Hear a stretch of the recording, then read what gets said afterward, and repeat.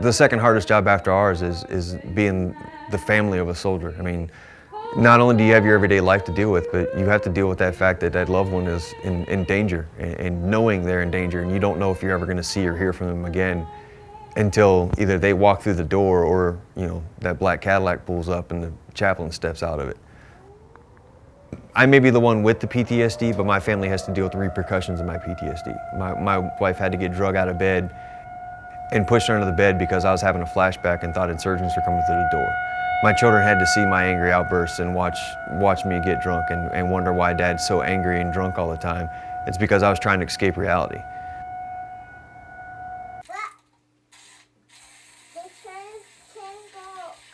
You gonna put him on there? We put up our Christmas tree a few weeks ago, and Ian actually asked if we could leave it up and leave the lights on so that Daddy can find his way home.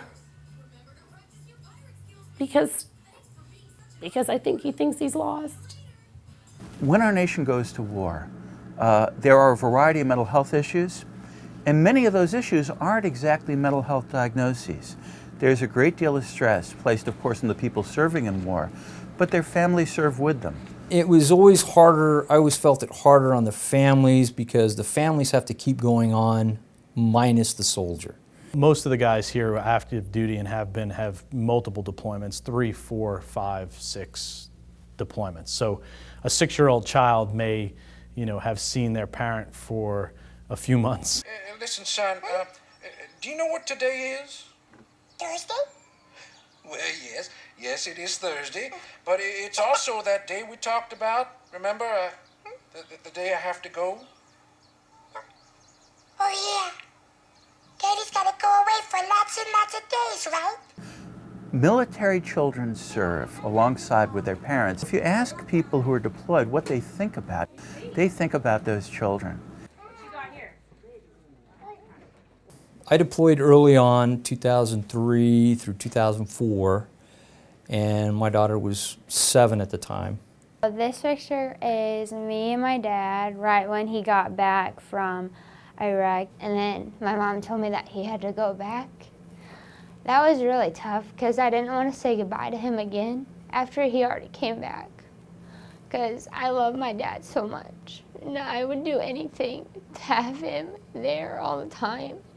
So that was probably the hardest thing for me because I just wanted him to stay there, and I wanted to do so much with him. I wanted to show him my stuff, everything I've learned and stuff, and it was just really hard to say goodbye to him again.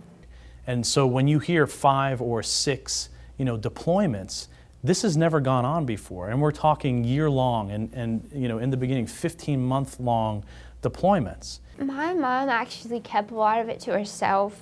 She didn't really cry or anything in front of me because she didn't want me to get upset because I was already really upset about it. I will never forget the day that we were actually at the grocery store, and an Air Force captain walks in, and Ian thought it was my husband. I mean, he goes running over to him.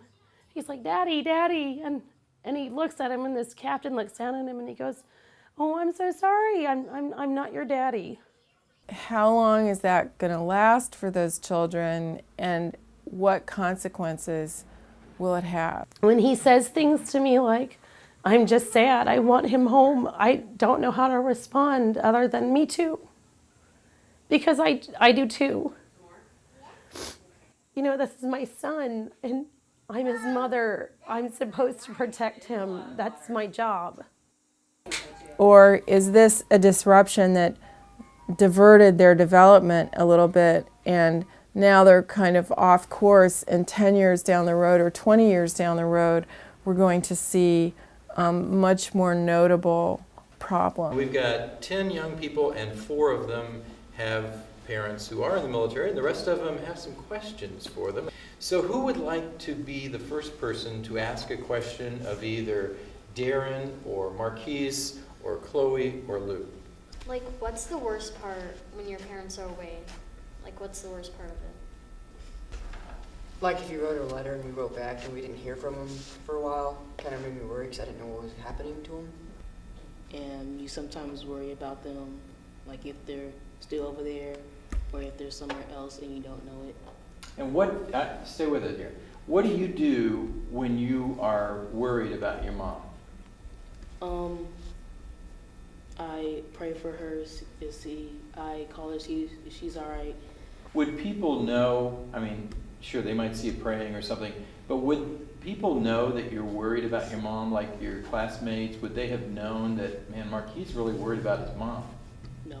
We're really asking so much more of these families than we ever had, and I think in our country's history. It's not only just the length of the conflicts that have been going on. It's also the fact that never in our country's history have so few been asked to do so much. These children were experiencing post-traumatic stress in relation to events that they were not personally on site to see. So going to war is a much bigger issue than simply identifying a small group of people who come back who might have a certain diagnosis like PTSD. And to understand it and to approach it, we need a public health approach, not just a clinical approach in which we diagnose a certain illness, find those people who have it,